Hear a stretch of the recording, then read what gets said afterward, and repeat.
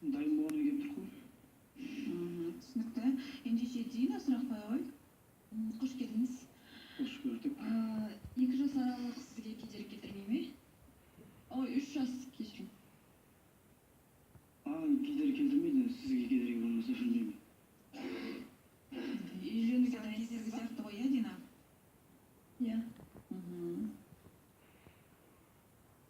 Алло, Нұрстан? Үйленуге дайынсыз ба дейді.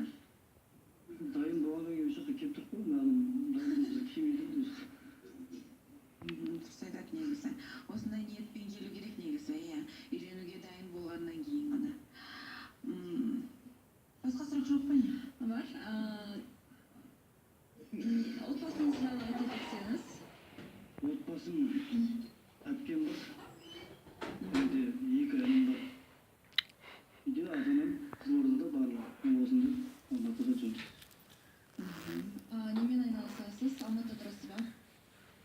Мен Алматыда тоймен айналысам, өзім тамада емеспін.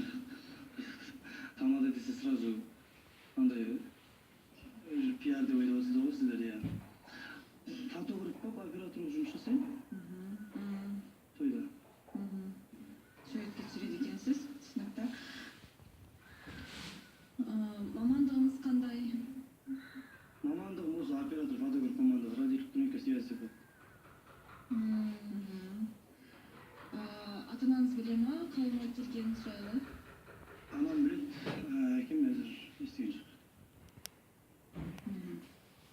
Иә, Дина? Қандай